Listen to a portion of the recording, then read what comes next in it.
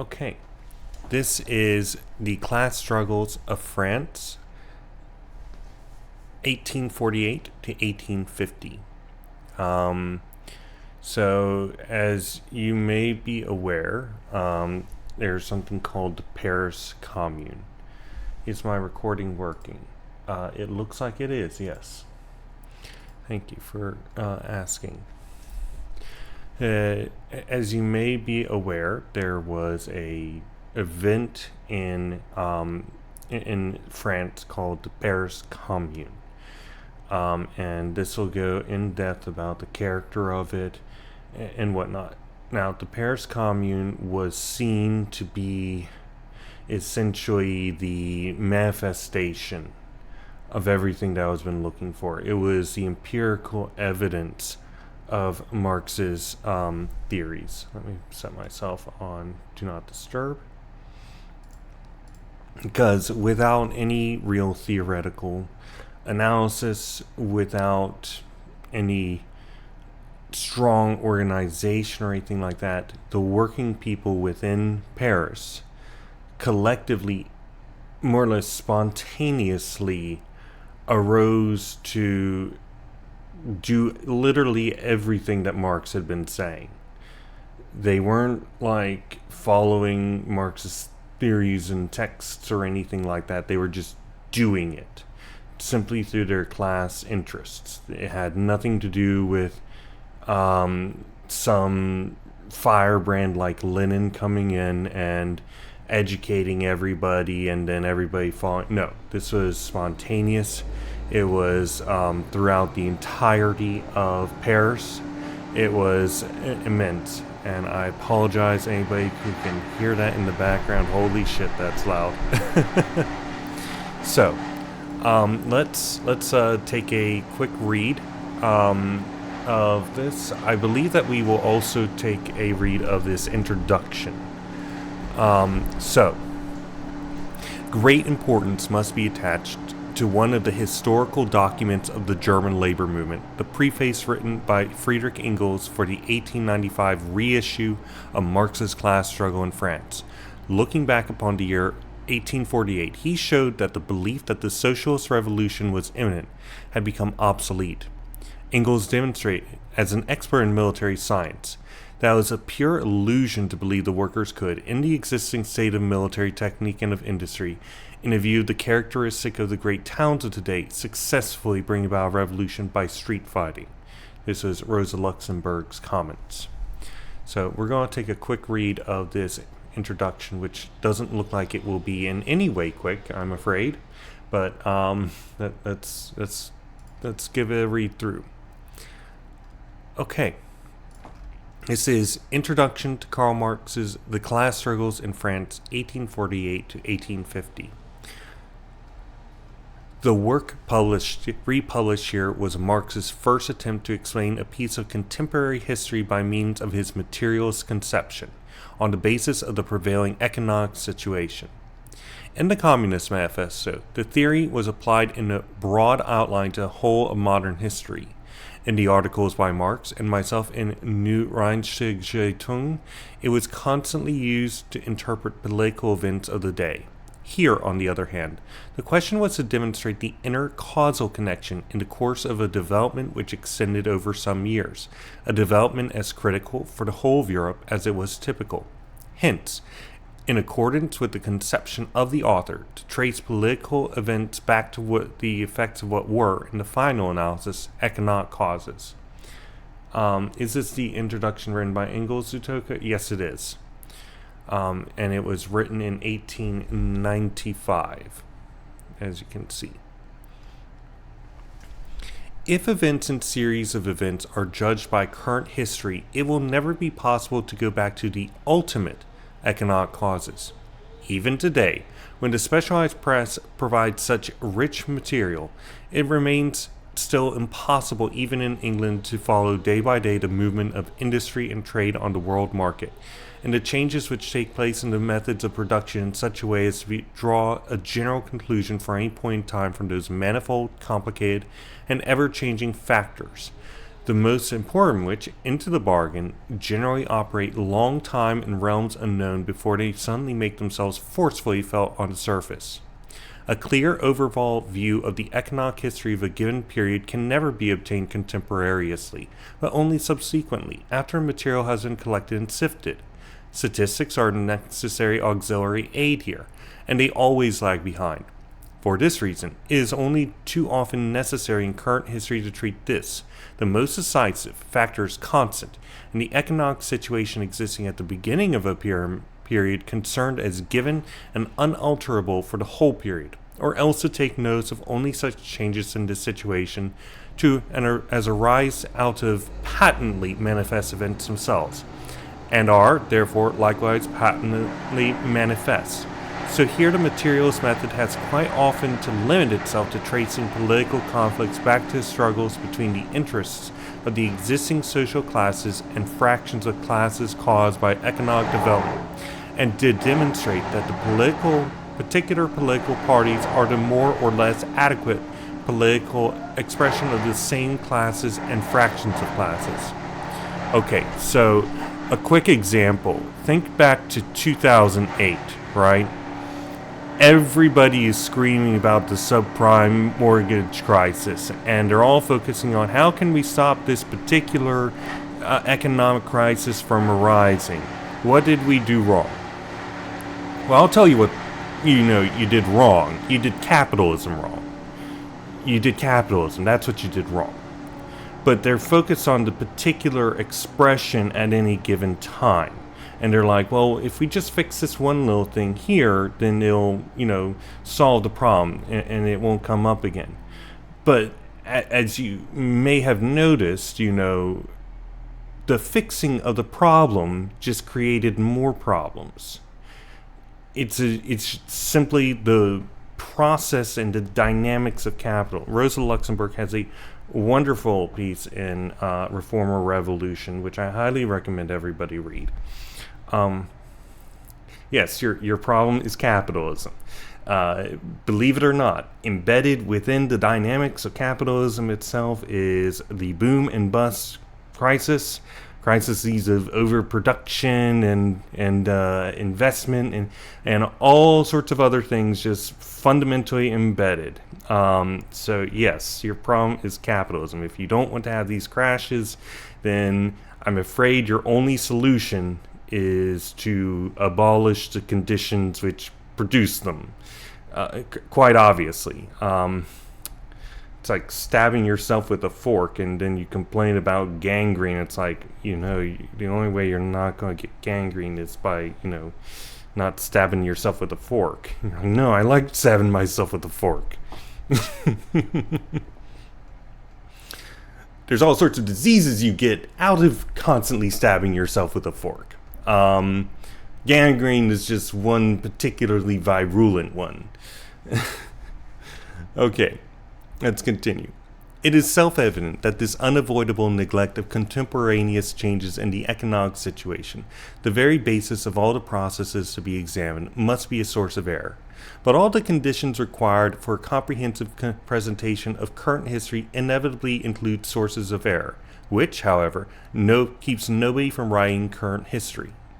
When Marx undertook this work, the source of error mentioned was even more unavoidable. It was simply impossible during the revolution period of 1848 to 49 to follow the economic transformations taking place simultaneously, or even to keep in view.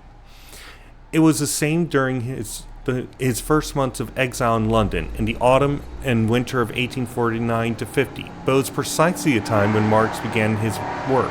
And in spite of these unfavorable circumstances, his exact knowledge both of the economic situation in France before and of the political history of that country after, the February Revolution made it possible for him to present a picture of events which laid bare their interconnections in a way never attained ever since, and which later passed with flying colors the double test applied by Marx himself.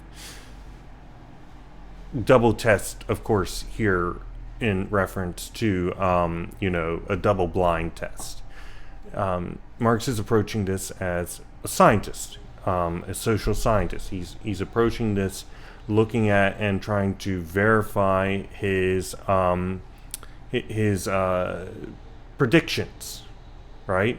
He's made predictions about how certain things will behave under certain conditions, and then he is seeing those conditions come to fruition, and then he is determining whether or not that's the case. And lo and behold, his predictions carried fruit. Unfortunately, as we will find, it didn't go very well for a whole host of reasons. And about 80,000 people were brutally murdered to the point where the streets of Paris ran as rivers of blood, as multiple accounts discussed.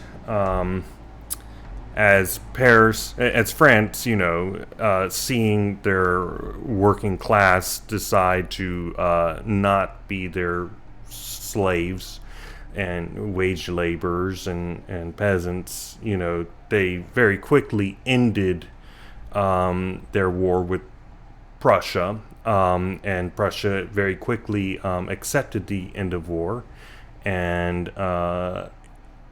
they marched the army in and slaughtered everybody. Just mass slaughter.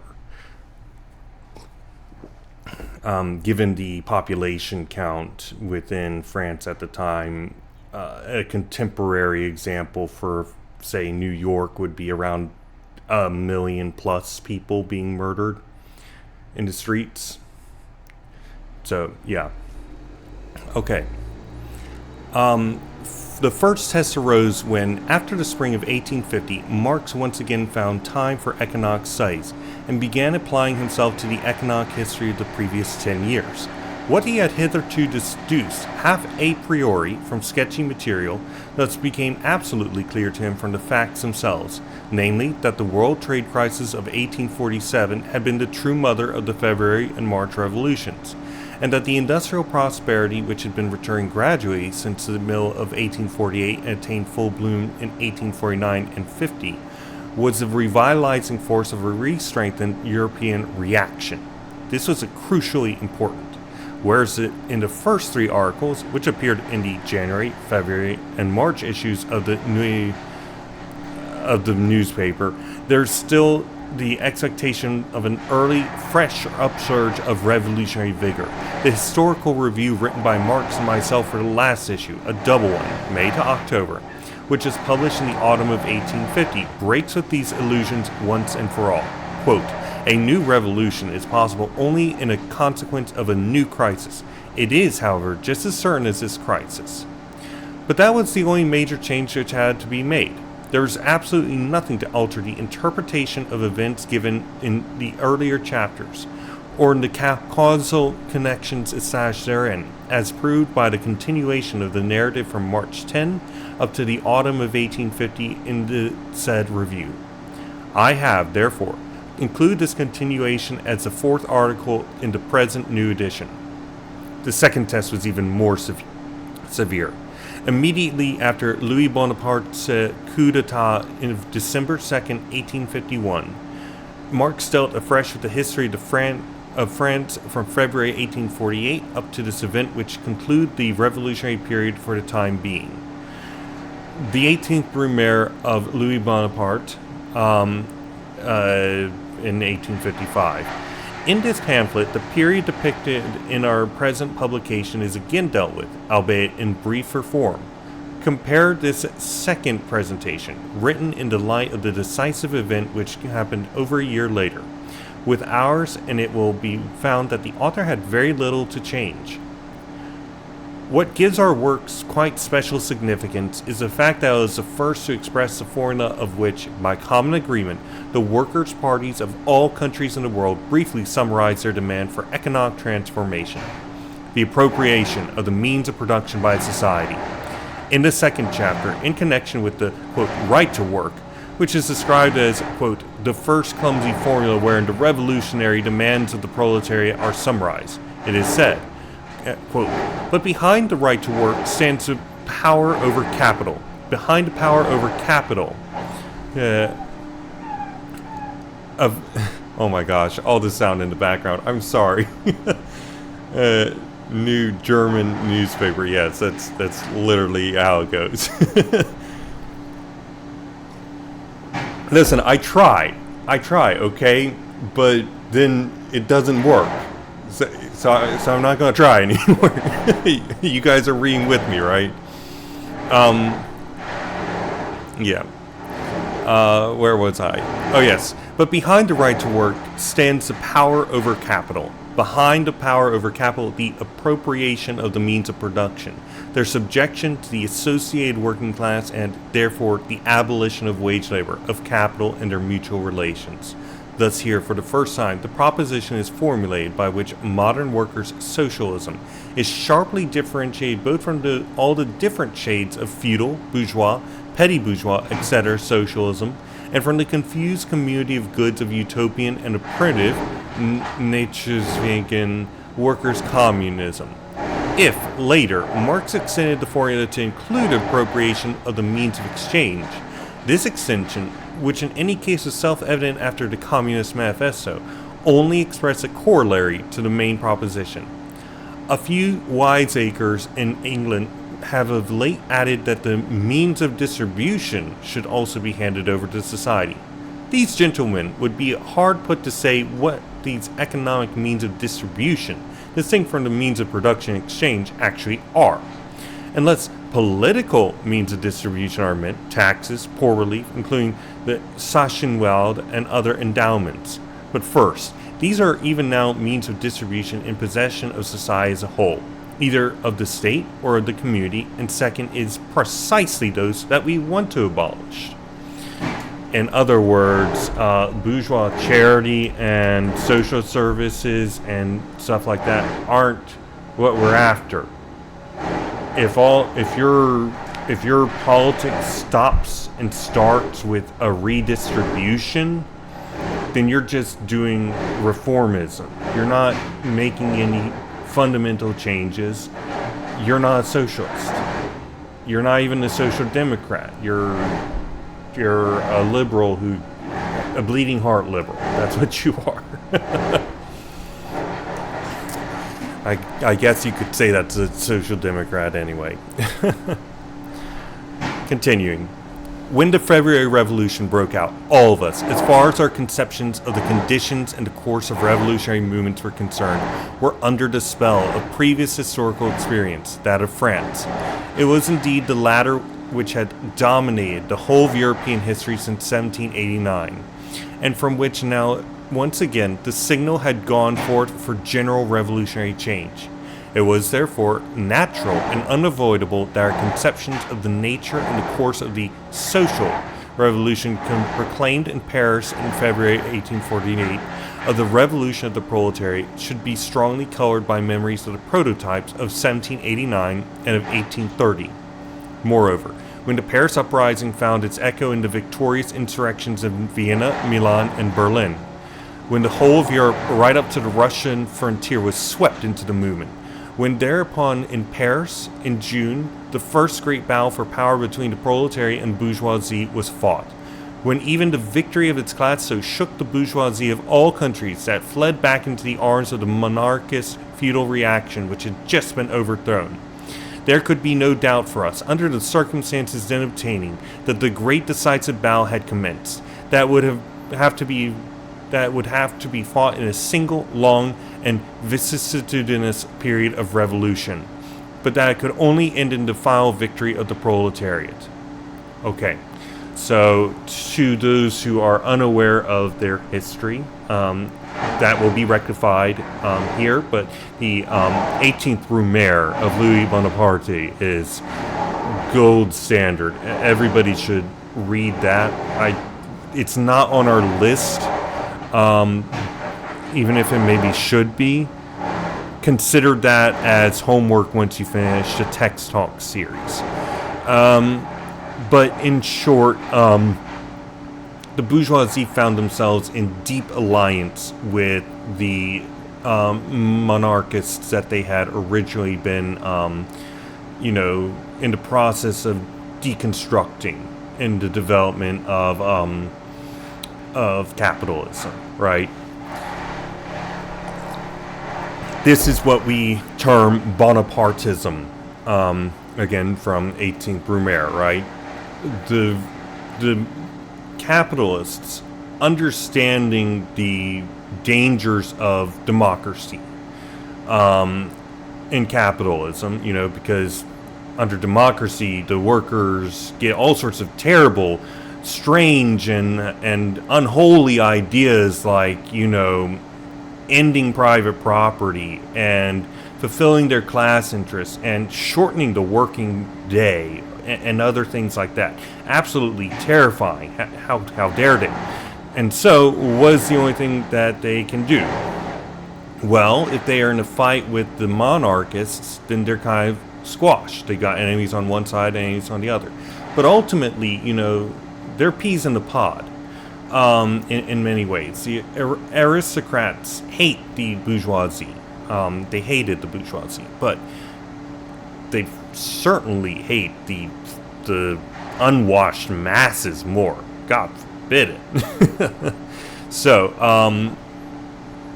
essentially, going back and lifting out all these old monarchist traditions and ideologies and phrases and so on and so forth, they pushed to the head the new emperor, who would do away with all the problems, who said neither left nor right, forward, who said all this struggle, all this class struggle that's going on within society, don't you understand? You're just taking us away from the strength of the French nation.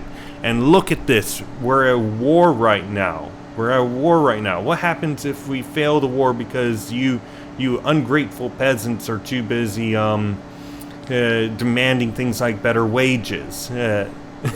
If you were paying attention to what was going on in the UK, wherein they were arguing that nurses should accept lower wages because it would make Putin angry or something like that. Absolute ridiculousness, the things that these people will say. But, it doesn't matter what they say. They're looking for, it's a classical nationalist distraction. And it's essentially saying the working class should cease having their own class interests and instead should support the class interests of their national bourgeoisie, and we'll just we'll clean up all this stuff, maybe give you a few handouts, but we won't, that's it. So complete marriage, complete betrayal of any semblance of unity between the working class and the bourgeoisie against the aristocracy, complete class collaborationism, and a proto-nascent fascism is what it really was. Continuing. After the defeats of 1849, we in no way shared the illusions of the vulgar Democrats grouped around the future provisional governments in partis infidelum, in the land of infidels, outside reality, in addition to the title of Catholic bishops appointed to non-Christian countries. That's fucking hilarious. These vulgar Democrats reckoned on a speedy and definite victory of the people over the tyrants. We reckoned on a long struggle after removal of the tyrants among the antagonistic elements concealed within this people itself. The vulgar Democrats expected sparks to fly again any day. We declared as early as autumn 1850 that at the least the first chapter of the revolutionary period was closed and that nothing was to be expected until the outbreak of a new world economic crisis, for which reason we were excommunicated as traitors to revolutions by the very people who later, almost without exception, made their peace with Bismarck, so far as Bismarck found them worth the trouble. But history has shown us too to have been wrong. It revealed our point of view at the time as an illusion. it has done even more. It's not merely dispelled the erroneous notions that we then held. It has also completely transformed the conditions under which the proletariat has to fight.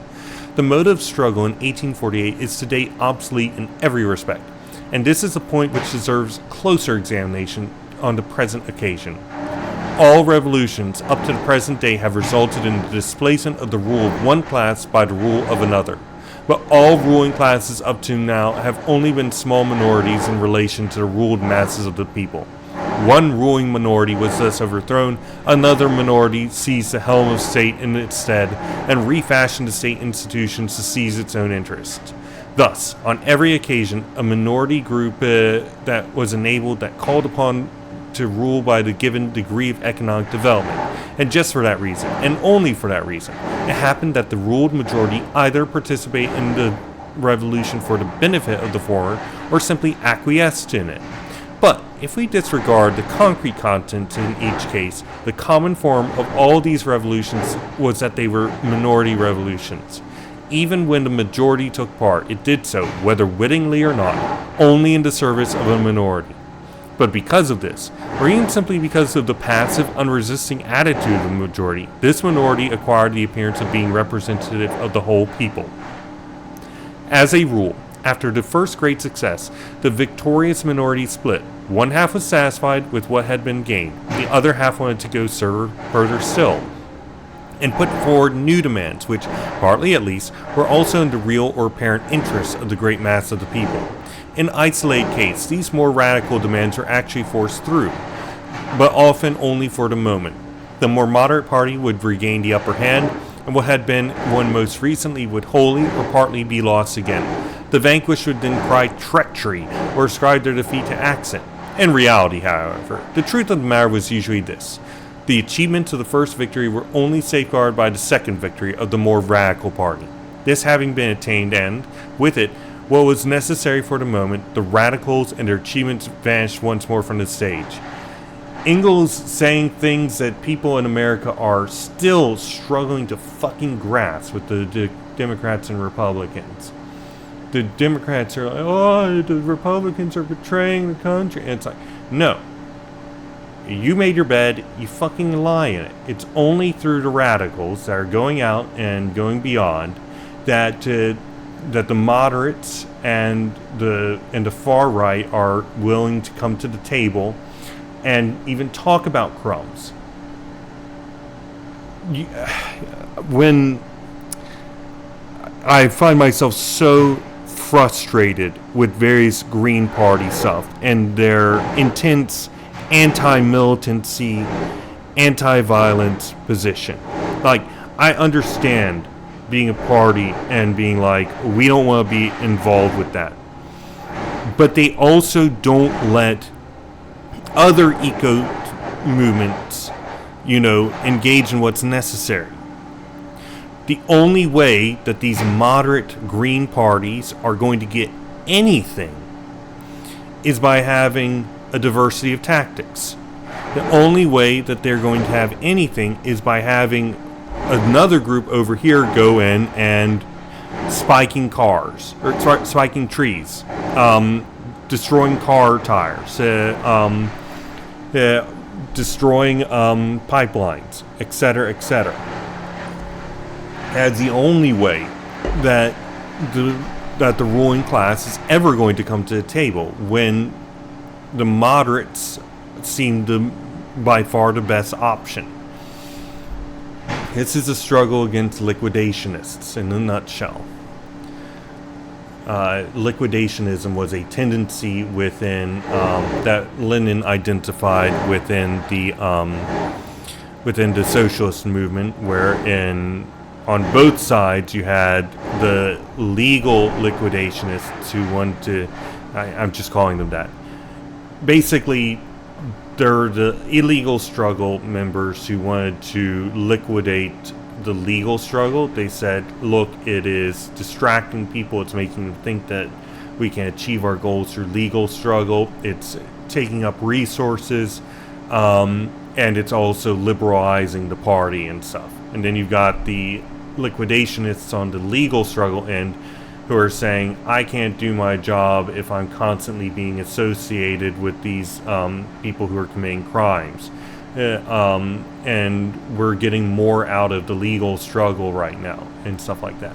But again, as we know, the only way that you actually get anything is by not playing within the rules of the system, which are constructed to maintain the system and are ultimately necessarily conservative in scope. You have to have both. And, you know, eventually the bourgeoisie will say, no, we're just going to make you entirely illegal, and then you are truly in your militant phase, right? You can't organize legally. What do? You organize illegally. That's the only thing that you can do when they make you illegal. Okay, continuing. All revolutions of modern times, beginning with the Great English Revolution of the 17th century, showed these features, which appeared inseparable from every revolutionary struggle. They appeared applicable also to the struggle of the proletariat for its emancipation, all the more applicable since precisely in 1848 there were but a very few people who had any idea of the direction in which this emancipation was to be sought. The proletarian masses themselves, even in Paris after the victory, were still absolutely in the dark as to the path to be taken. And yet the movement was there, instinctive, spontaneous, irrepressible. Was it not just this situation in which a revolution had to succeed, led, as it is true, by a minority, though at this time not in the interest of a minority, but in the finest interest of the majority? If, in an all-revolutionary periods, there was so easy to win over the great masses of the people simply by the plausible false representations of the pressing minorities, why should they be less susceptible to ideas which were the truest reflection of their economic condition, which were none other than the clear, rational expression of their needs not yet understood, but merely vaguely felt by them? To be sure, this revolutionary mood of the masses had always, and usually very speedily, given way to lassitudes or even to a change of the opposite as soon as illusions evaporated and disappointment set in. But what was involved here were not mere false representations, but the implementation of the most vital interests of the great majority itself, interests which, it is true, were at the time by no means clear to this great majority, but which were bound to become clear to it as their practical implementation proceeded, by their convincing obviousness.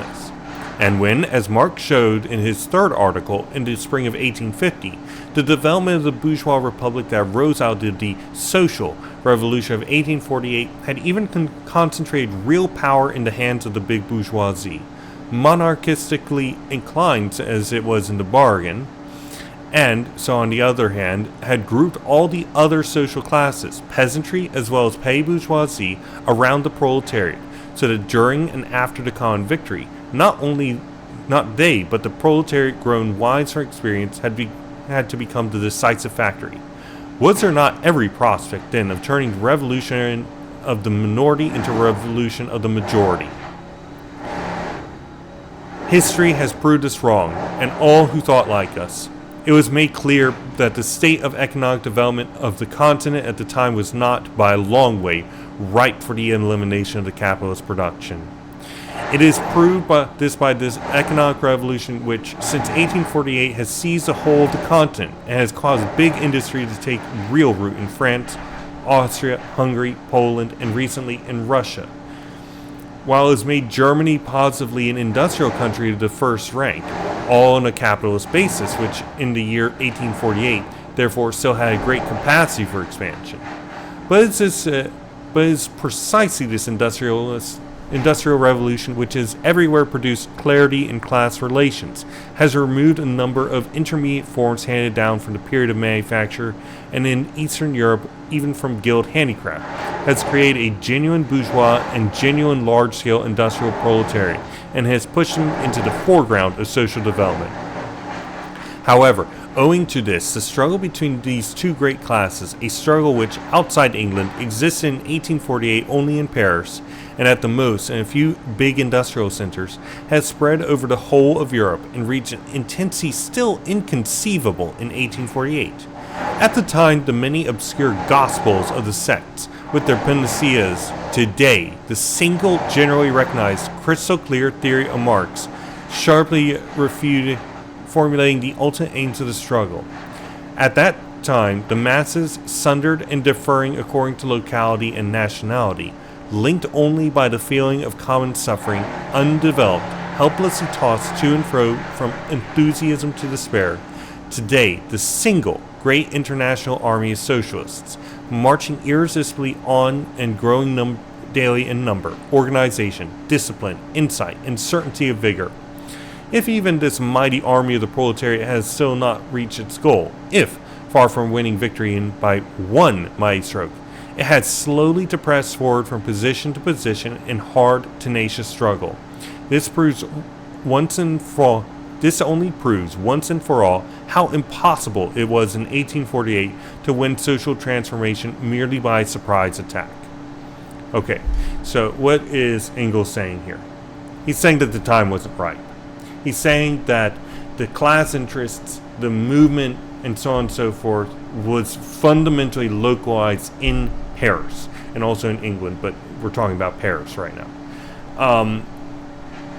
And the people in Paris responded to those interests and needs and did everything that, theory said they're supposed to. However, not that they were aware of it because it was very spontaneous. However, the problem is that it was and could only be in Paris. They could not expand. They couldn't spread. Can we apply this reasoning to our current situation? No. The proletariat is extremely well developed. We have no excuse. We're not doing surprise attacks or anything like that. We aren't doing spontaneity. We're not doing anything that made it so the revolution within France is impossible.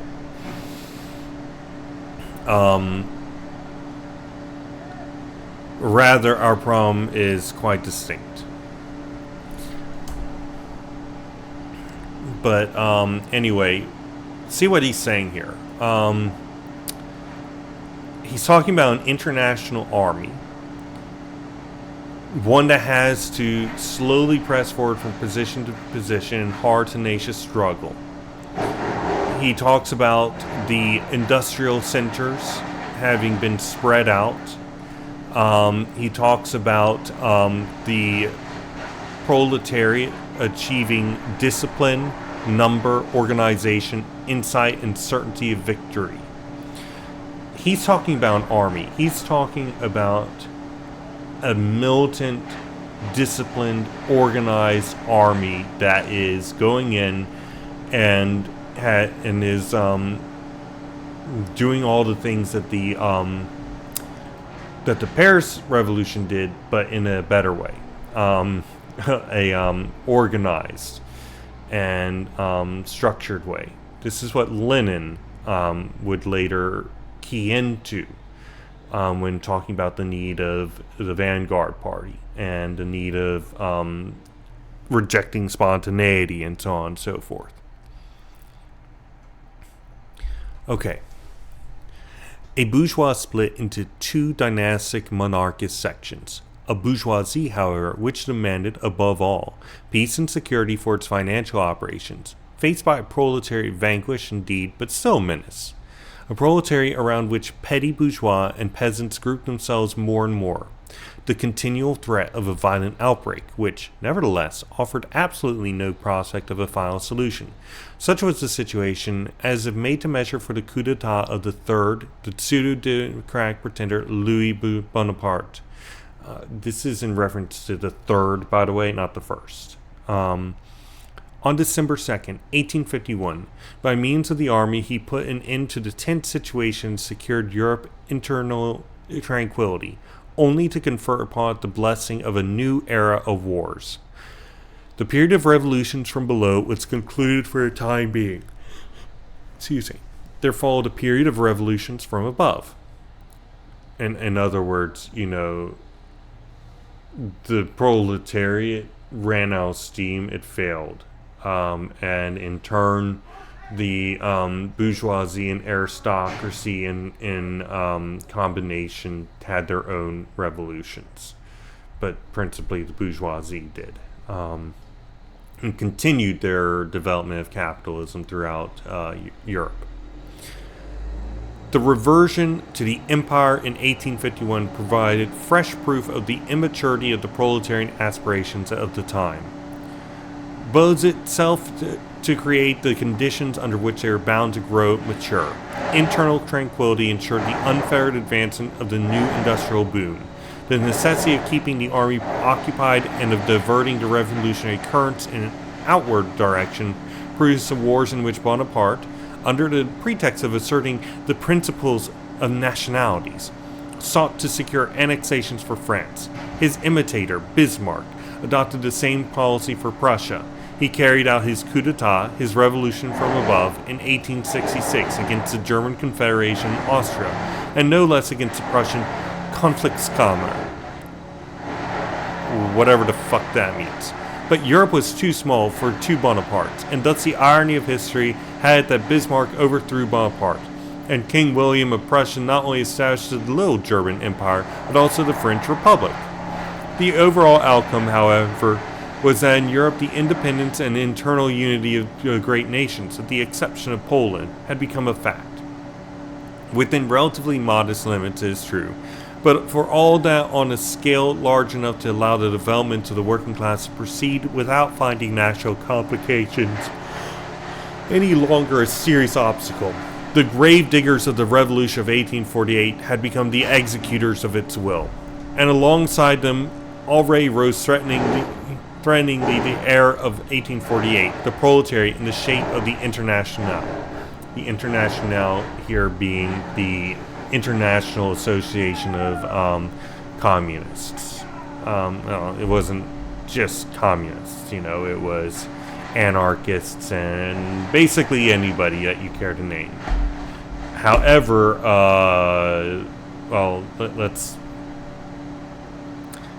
it was in many ways a shit show, and in other ways it was amazing. It laid the foundations, it established some conception of an international workers' movement.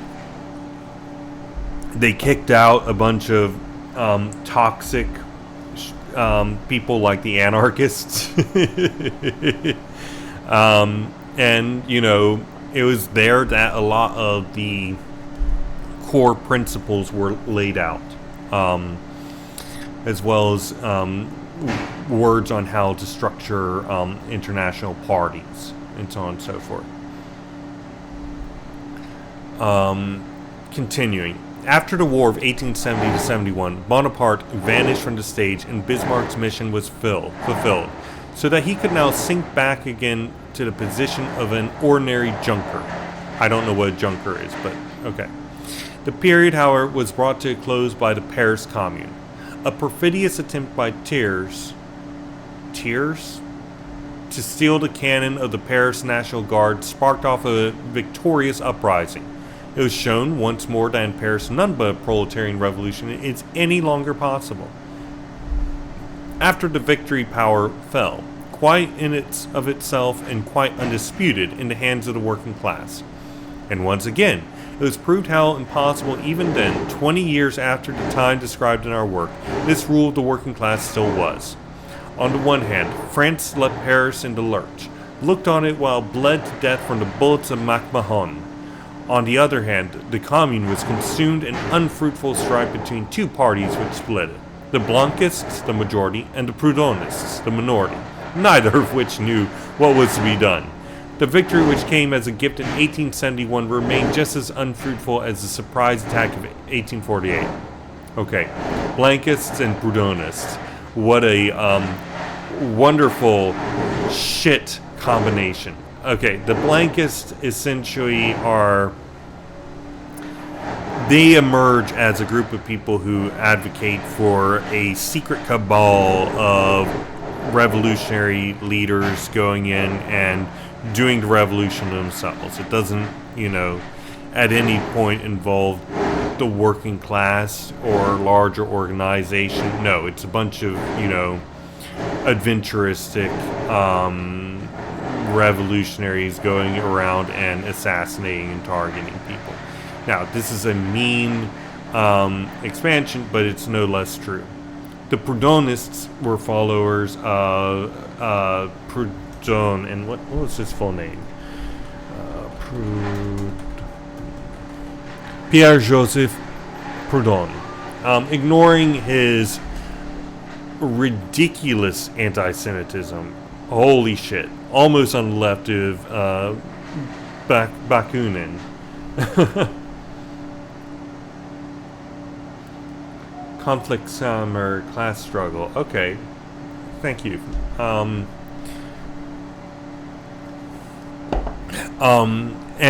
Proudhon, he was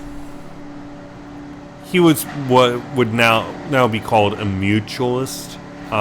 His works emerged out into the conception of mutualism. It was kind of anarchist, market socialist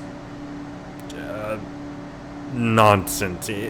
Also filled with a lot of anti-Semitism and stuff like that. Just think about them as anarchists,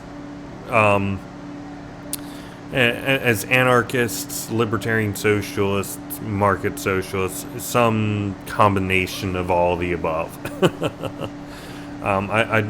If you really want to get in depth with him, but not actually read him yourself, then Marx's The Poverty of Philosophy is a profound attack on Proudhon. And he published many more letters and stuff on the matter as well, if you're that interested. Blankism in particular is something that was attacked by Lenin and Mao. Both wrote very good stuff on it. I highly recommend it.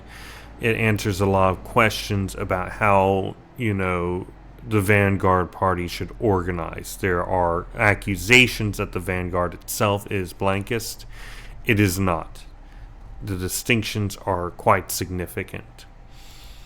But you do need to be aware of the distinction so that you don't fall into it, right? Okay. Continue. It was believed that the militant proletariat had been finally buried with the Paris Commune. But completely to the contrary, it dates its most powerful resurgence from the Commune and the Franco-Prussian War. The recruitment of the whole of the population able to bear arms into armies that henceforth could be counted only in millions, and the introduction of firearms, projectiles, and explosives of hitherto unprecedented yield completely transformed all warfare.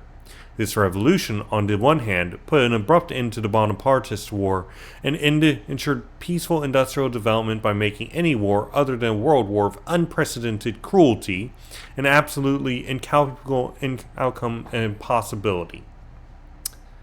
Yeah. Engels is writing in 1895, by the way. On the other hand, it caused military expenditure to rise in geometric progression and thereby force up taxes to exorbitant levels, and so drove the poorer classes of people into arms of socialism.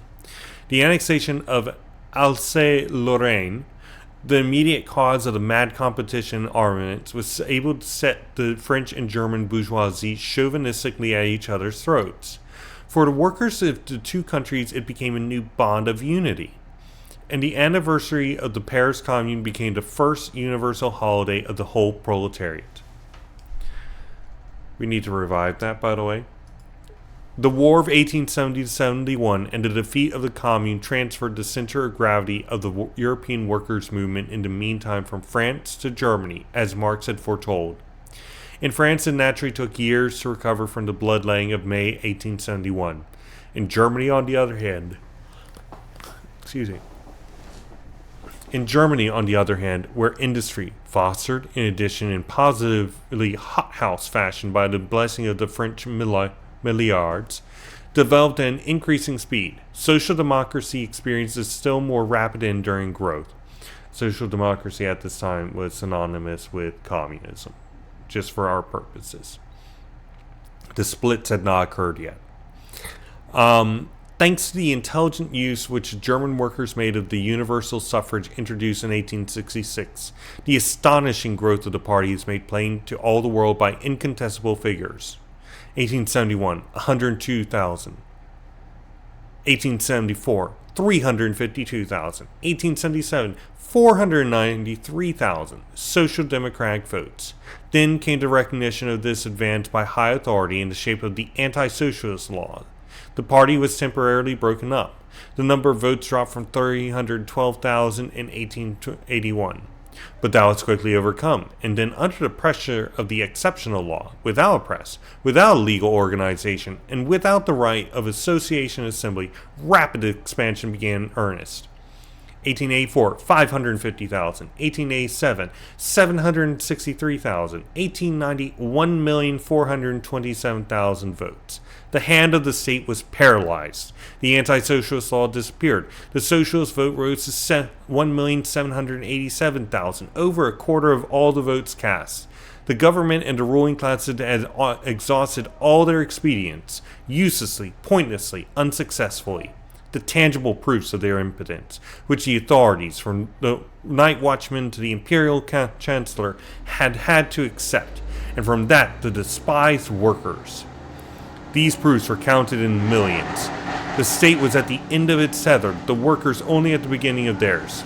But, besides, the German workers rendered a second great service to their cause in addition to the first, a service performed by their mere existence as the strongest, most disciplined, and most rapidly growing socialist party.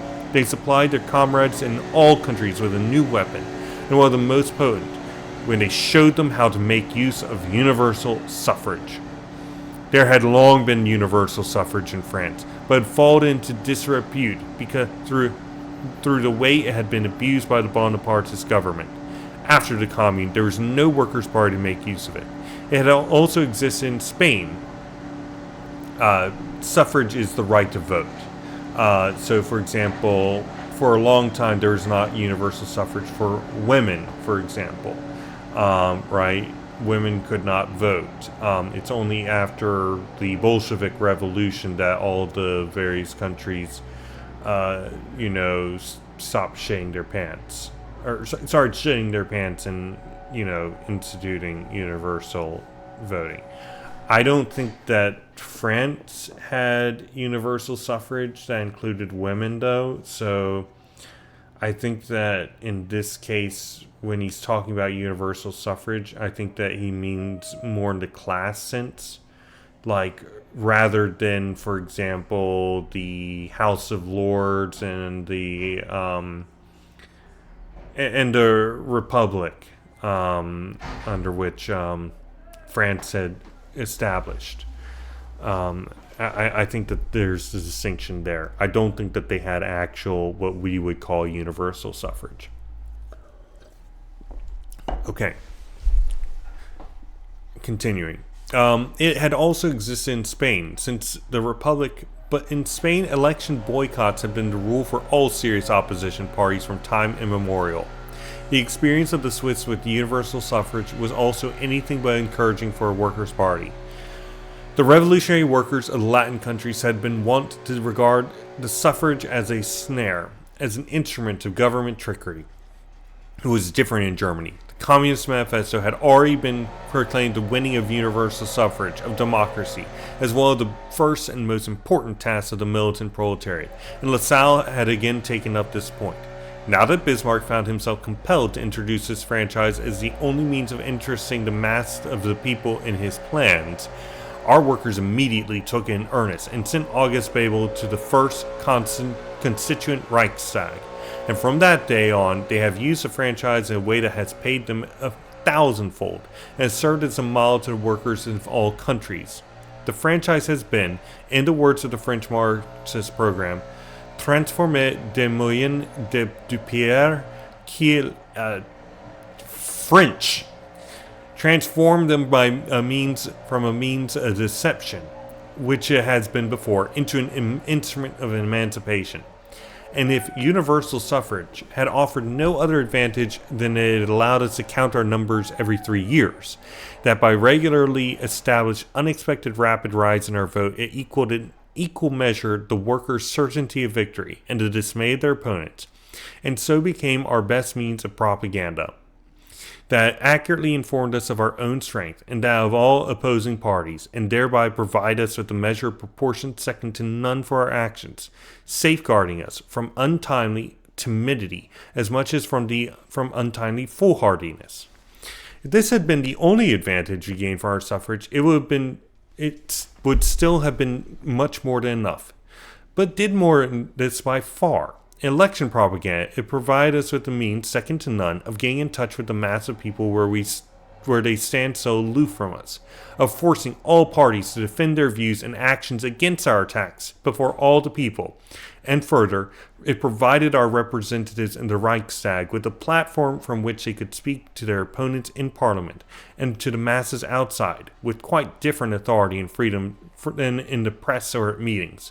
Of what avail was their anti-socialist law to government and the bourgeoisie when election campaigning and social speeches in the Reichstag continually broke through it?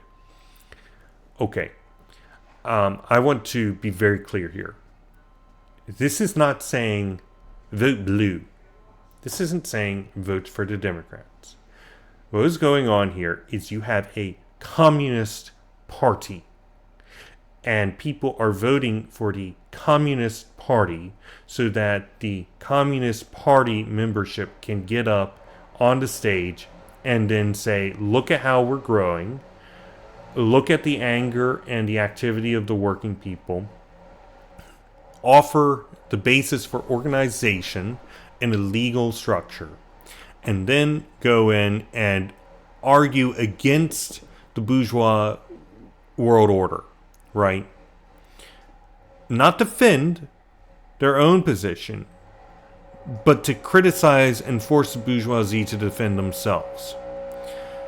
This is a thing that I see all the fucking time. Why is it that anybody even bothers entertaining, even listening to somebody saying, well, you need to justify communism? No. You need to justify capitalism. You need to justify imperialism. You need to justify homelessness. You need to justify lack of health care. You need to justify poverty. You need to justify racism. You need to justify all the various dynamics that capitalism involves and the horrors which it produces. You need to justify alienation. It is an opportunity to propagandize, criticize, and educate. This is the goal. At no point does Engels even talk about victory here. Engels is not interested, so to speak, in an electoral victory. That's beside the point. The point is to count numbers, to organize, to educate, to propagandize, to criticize, and to bring more and more people over. That is the sole point. Anybody trying to argue for an electoralist position here, or worse, to enter into a bourgeois party, is a traitor to the working class. Vosh is a traitor to the working class, insofar as he had ever been. Anybody who's arguing for that. Okay. Continuing. With the successful utilization of universal suffrage, however, an entirely new method of proletarian struggle came into operation. And this method quickly took on a more tangible form. It was found that the state institutions in which the rule of the bourgeoisie is organized offer the working class still further levers to fight these very state institutions. The workers took part in elections to particular diets, to municipal councils, and to trade courts. They contested with the bourgeoisie every post in the occupation of which a sufficient part of the proletariat had a say. And so it happened that the bourgeoisie and the government came to be much more afraid of the legal rather than the illegal action of the Workers' Party and of the results of the elections and those of the rebellion. From here, too, the conditions of the struggle had changed fundamentally. Rebellion in the Old South, street fighting with barricades, which decided the issue everywhere up to 1848, became largely outdated. Let us have no illusions about it. A real victory of insurrection over the military in street fighting, a victory as between two armies, is one of the rarest exceptions, and the insurgents counted on it just as rarely. For them, it was solely a question of making the troops yield to moral influences which, in a fight between the armies of two warring countries, do not come to play at all, or do so in much smaller extent. If they succeed in this, the troops fail to respond, or the commanding officers lose their heads, and the insurrection wins.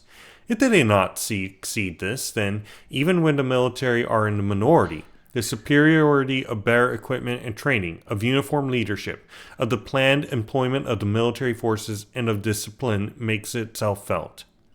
The most an insurrection can achieve in the way of actual tactical operations is the proficient construction and defense of a single barricade. Mutual support, the disposition and employment of reserves, in short, concerted and coordinated action of the individual detachments, indispensable even for the defense of one borough, not to speak of the whole of a larger town, will be attainable only to a very limited extent, and usually not at all. Chaz. Concentration of the military forces at a decisive point is, of course, out of the question here. Hence, passive defense is a predominant form of struggle. An attack will be mounted here and there, by way of exception, in the form of occasional thrusts and assaults on the flank. As a rule, however, it will be limited to the occupation of positions abandoned by retreating troops. In addition, the military have at their disposal artillery and fully equipped corps of trained engineers, means of warfare which, in nearly every case, the insurgents entirely lack. No wonder, then, that even the barricade fighting conducted with the greatest heroism, Paris, June 1848, Vienna, October 1848, Dresden, May 1849, ended in the defeat of the insurrection as soon as the leaders of the attack, unhampered by political considerations, acted according to purely military criteria, and their soldiers remained reliable. Yeah, I'm sorry. It doesn't work for this sort of stuff. You can kind of get away with it with guerrilla warfare. But I'm afraid that's not going to work in most countries. So yeah. The numerous successes of the insurgents up to 1848 were due to a great variety of causes. In Paris, in July 1830 and February 1848, as in most of the Spanish street fighting, a civic guard stood between the insurgents and the military. This guard either sided directly with the insurrection, or else by its lukewarm, indecisive attitude caused the troops likewise to vacillate, and supplied the insurrection with arms into the bargain. Where the civic guard opposed the insurrection from the onset, as in June 1848 in Paris, the insurrection was vanquished. In Berlin in 1848, the people were victorious partly through considerable reinforcements in the shape of a new fighting forces during the night and the morning of March 19th, partly as a result of the exhaustion and poor rations of the troops, and finally, partly as a result of the paralysis engendered by the command. But in all cases, the fight was won because the troops failed to respond, because the commanding officers lost the faculty to decide, or because their hands were tied.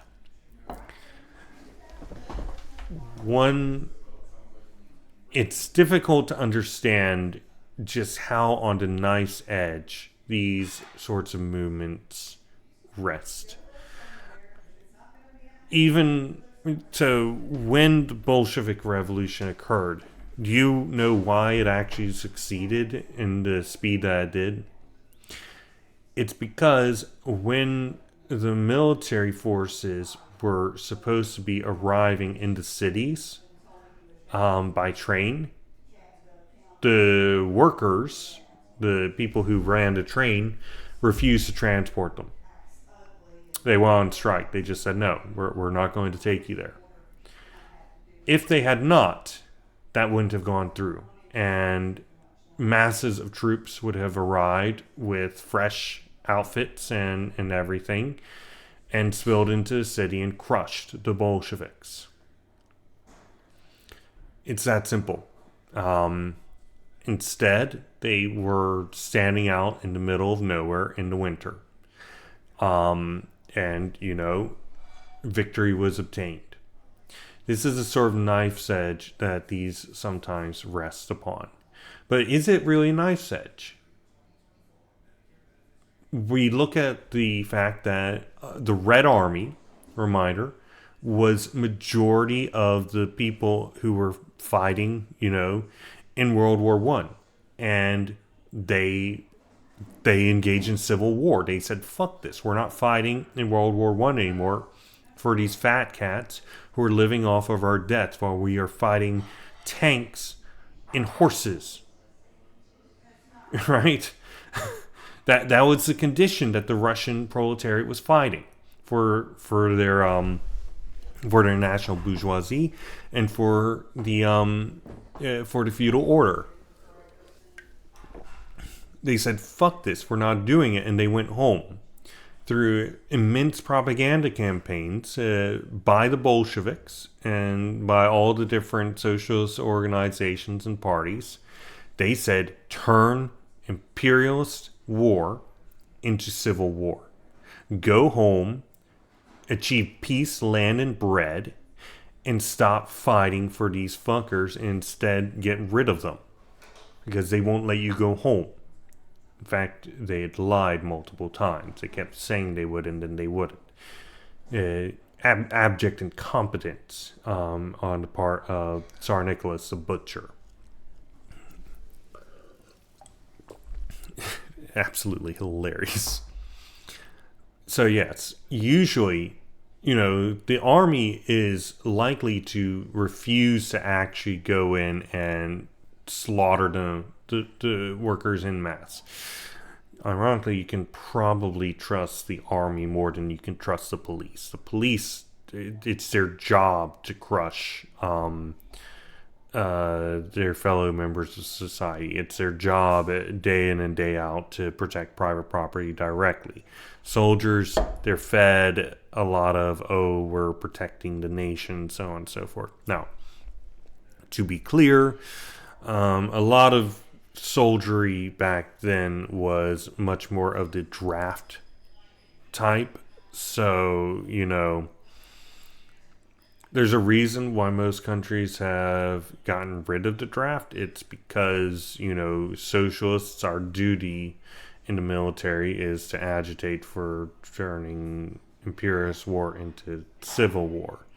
And the army obviously does not like that. And they recognize that the danger of such a draft,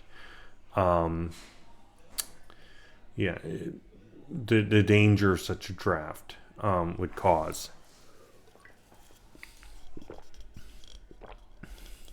Okay. So, if you want to know why the draft is gone, thank socialists. If you want to know why you have a weekend, thank socialists. If you want to know why you have an 8-hour workday, thank socialists. If you want to know why you have anything but the fucking dirt, thank socialists. I'm quite serious here, in fact. Anyway. Even in the classic time of street fighting, therefore, the barricade produced more of a moral than a material effect. It was a means of shaking the steadfastness of the military. If it held out until this was obtained, victory was won. If not, the outcome was defeat. This is the main point which must be kept in view, also in examining the outlook of possible future street fighting. Back in 1849 already, this outlook was already pretty poor.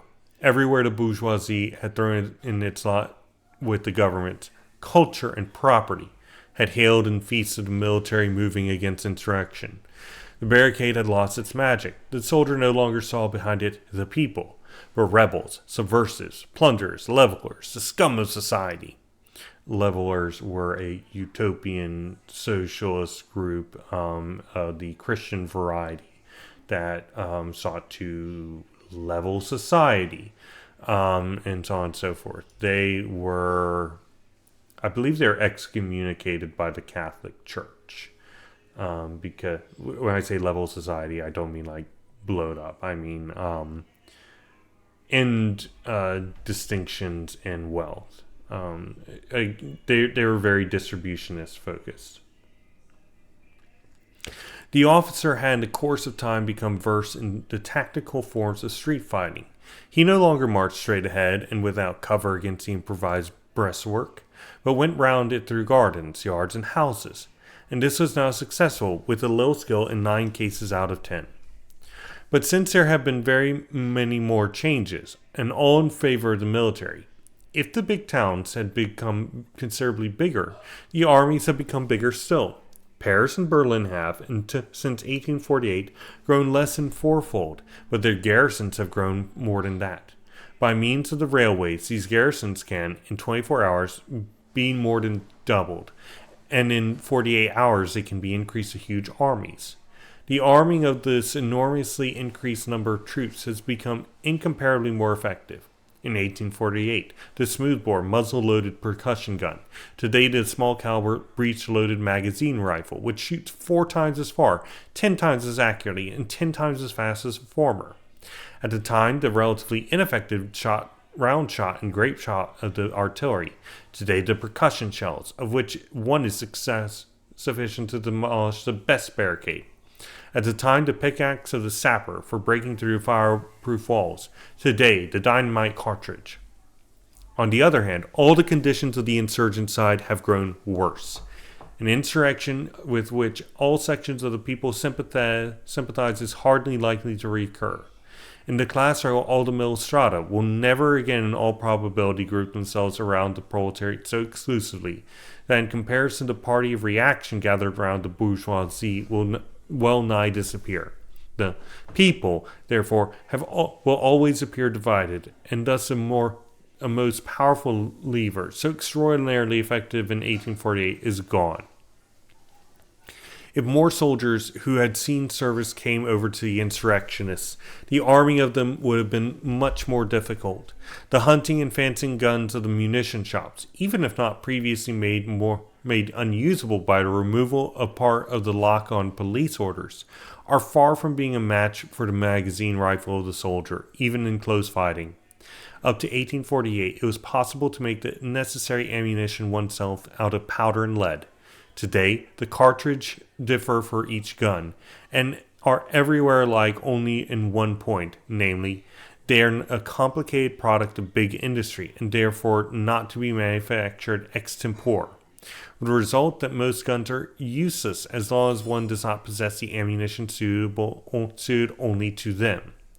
And finally, since 1848, the newly built quarters of the big cities have been laid out in long, straight, broad streets, tailor-made to give full effect to the new cannons and rifles. The revolutionary would have to be mad to choose of his own accord the new working-class districts in the North or East Berlin for a barricade fight. This has carried through, by the way. In fact, it was, if you look at the diagrams of cities and stuff like that, it specifically states that. I do want to say here, though, with the advent of 3D printing, there are some actually impressive 3D printable guns out there. They do still require special made ammunition. We don't have any 3D printed ammunition to my understanding. Does that mean then the future street fighting will no longer play a role? Certainly not. It only means that the conditions of 1848 have become far more unfavorable for civilian fighters and far more favorable for the military. In future, street fighting can, therefore, be victorious only if this disadvantageous situation is compensated by other factors. Accordingly, it will occur more seldom in the beginning of a great revolution than at its later stages, and will have to be undertaken with greater forces.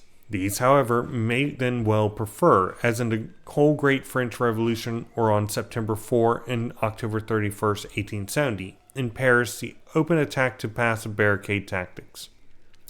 Does the reader now understand why the powers that be positively want us to go where the guns shoot and sabers slash? Why they accuse us today of cowardice because we not take it without more ado to the streets. We're certain of defeat in advance. Why they so earnestly implore us to play once more the part of cannon fodder? You see that with right-wingers a lot. Oh, well, if you so want, or liberals even, if you so want communist revolution, why don't you go do it yourself? Bro.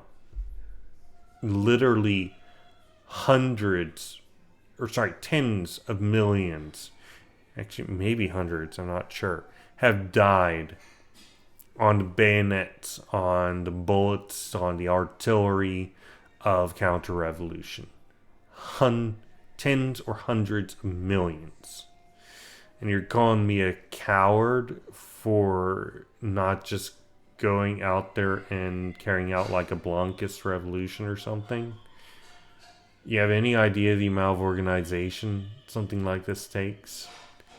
The amount of structure and numbers and everything? Still, you hear these people say that. The gentlemen pour out their petitions and their challenges for nothing, for absolutely nothing. We are not that stupid. They might as well just demand from their enemy in the next war that he should accept battle in the line formation of old Fritz, or in the columns of whole divisions a la Wagram and Waterloo, and with the flintlock in his hands at that. If conditions have changed in the case of war between nations, this is no less true in the case of the class struggle. The time of surprise attacks, of revolutions carried through by small conscious minorities at the head of masses lacking consciousness, is past. Whereas the question of a complete transformation of the social organization, the masses themselves must also be in on it, must themselves already have grasped as a stake, what they are fighting for, body and soul. I'm going to copy that in. The history of the last, and that's in reference to the Blanquists, by the way. The history of the last 50 years has taught us that. But in order that the masses may understand what is to be done, long, persistent work is required. And it is just this work that we are now pursuing, and with a success which drives the enemy to despair. In the land countries, too, it is being realized more and more that the old tactics must be revised. Everywhere, the German example of utilizing the suffrage, of winning all posts accessible to us, has been imitated. Everywhere, the unprepared launching of an attack has been relegated to the background. In France, where for more than 100 years the ground has been undermined by one revolution after another, where there is not a single party which has not done its share in conspiracies, insurrections, and all other revolutionary activities. In France, where as a result, the government is by no means sure of the army, and where the conditions for an insurrectionary coup de main are altogether far more favorable than in Germany. Even in France, the socialists are realizing more and more that no lasting victory is possible for them unless they first win over the great mass of the people. Example, the peasants in this instance. Slow propaganda work and parliamentary activity are recognized here, too, as the immediate tasks of the party. Successes have not been lacking. Not only have a whole series of municipal councils been won, 50 socialist seats in the chambers, and they have already overthrown 3 ministries and president of the republic. In Belgium last year, the workers forced the adoption of the franchise and have been victorious in a quarter of all of the constituencies. In Switzerland, in Italy, in Denmark, yes, even in Bulgaria and Romania, the socialists are represented in the parliaments. In Austria, all parties agreed that our admission to the Imperial Council can no longer be withheld. We will get in, that is certain. The only question is still in dispute. By which door? And even in Russia, where the famous Zemsky Sobor meets, that National Assembly to which young Nicholas offers such vain resistance, even there we can reckon with certainty on being represented in it. Of course, our foreign comrades do not in the least renounce the right to revolution. The right to revolution is, after all, the only really historical right, the only right on which all modern states rest without exception, Mecklenburg included, whose aristocratic revolution was ended in 1755 by the hereditary settlement, the glorious charter of feudalism still valid today.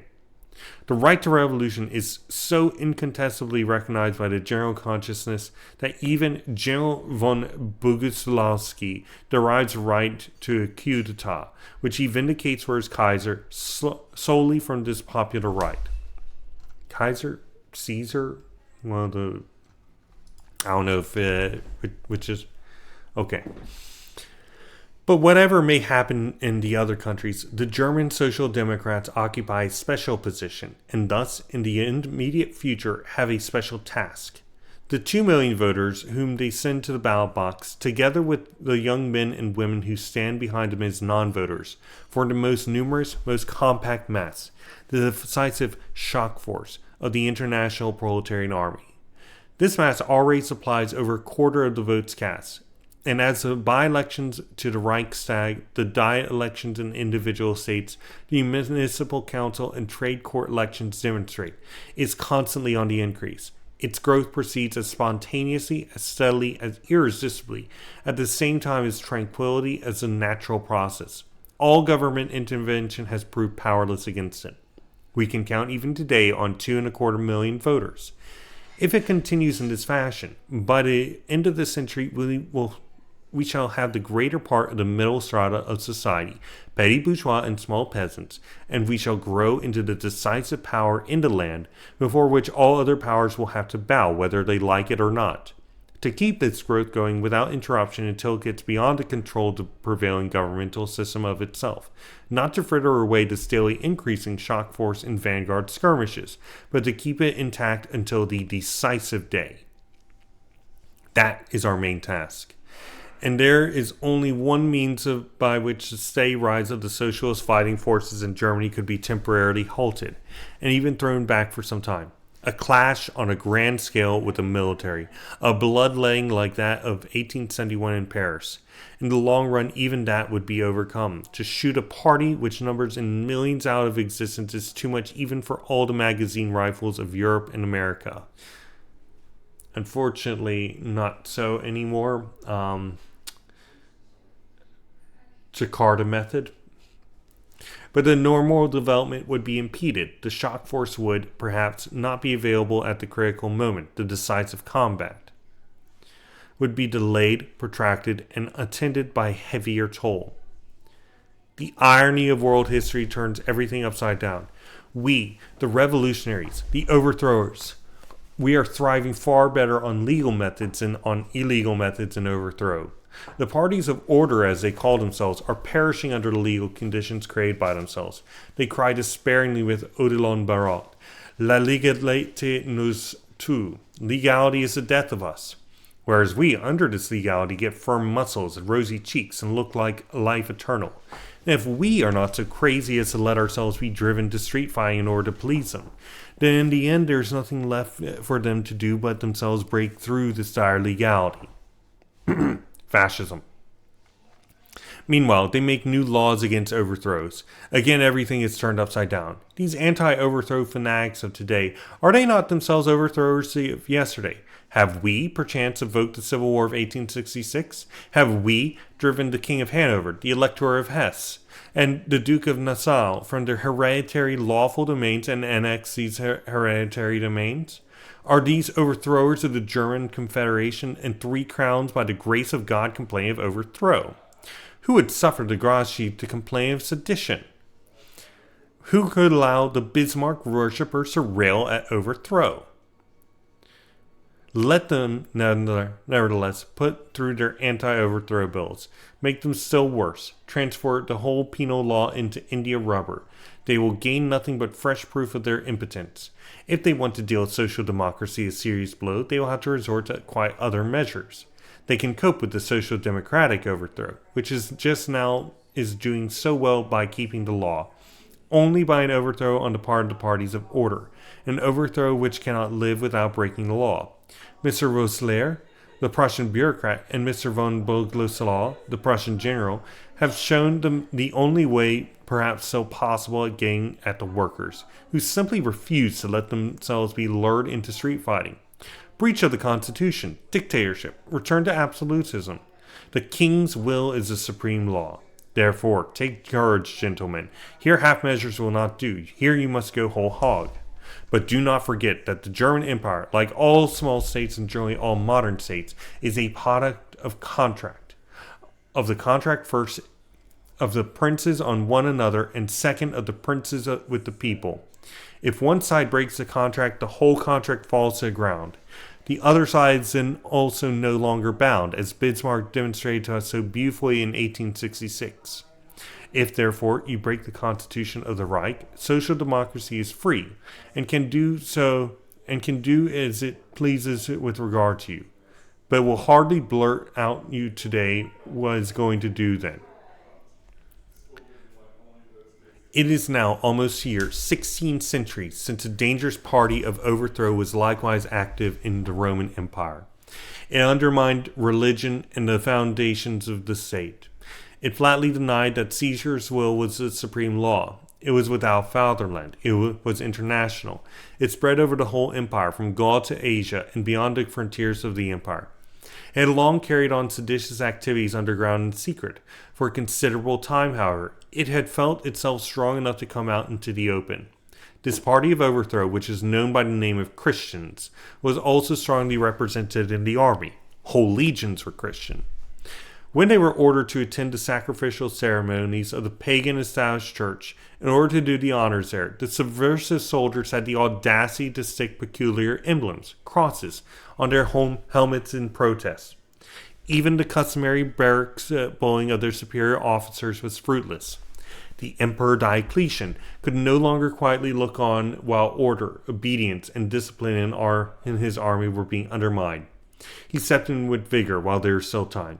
He promulgated an anti-socialist, I meant to say anti-Christian law. The meetings of the overthrowers were forbidden. Their meeting halls were closed or even pulled down. The Christian emblems, crosses, etc., like the red handkerchiefs in Saxony, prohibited. Christians were declared ineligible for holding public office. They were not to be allowed to become even corporals. Since at that time there are no judges so well trained in respective persons as Mr. von Kohler's anti-overthrow bill assumes, Christians were forbidden out of hand to seek justice before a court. Even this exceptional law was to no avail. The Christians tore it down from the walls with scorn. They were even supposed to have set fire to the emperor's palace in Nicomedia in his presence. Then the latter revenged himself by the great persecution of Christians in the year 303 AD. It was the last of its kind. It was so effective that 17 years later the army consists overwhelmingly of Christians. The succeeding autocrat of the whole Roman Empire, Constantine, called the Great by the priests, proclaimed Christianity the state religion. And that is the end of Engels' introduction to the class war and the class struggles in France. That last bit is quite interesting. He's drawing direct line to the revolutionary methodology of Christianity. I don't think that's really the way to go about it, but I kind of understand. He's saying, hey, look, this in the past one, the struggles and the persecution that we are experiencing today, if we hold the course, if we continue to fight, will only be a passing thing and we will emerge victorious. And I happen to agree with such a conception. But don't try to mix this in with the belief that, communism is ultimately following the same pathway as Christianity in that. Okay, so if we didn't get a lot for our project in this case, which is understanding what Marx and Engels have to say about the dictatorship of the proletariat as something distinct from the communist mode of production, rather as, well, we'll figure out what the content of the dictatorship of the proletariat is over time. We did get some stuff. Most of this was about tactics specifically. Actually, not only most, all of it was about tactics and the historical development of them, and also in recognition of the developed counter-tactics employed by the bourgeoisie against previously successful tactics by the proletariat. This is interesting stuff, and we can learn a lot about it. I know that Paul Cockshott has a short series wherein he talks about this, and I do actually recommend it. Next time, we will go over the actual class struggles in France, 1848 to 1850. It is set up in 4 parts. Part 1 is the defeat of June 1848. Part 2, from June 1848 to June 13, 1849. Part 3 is consequences of June 13, 1849.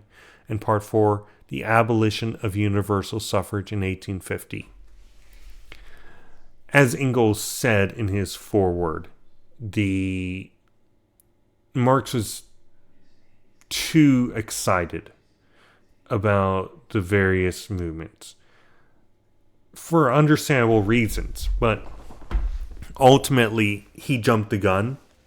He said, this is the movement right here, this is a victory, when it wasn't.